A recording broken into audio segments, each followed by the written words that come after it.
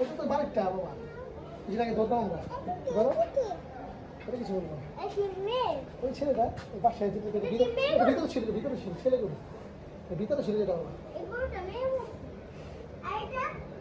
ছেলে চলো চলো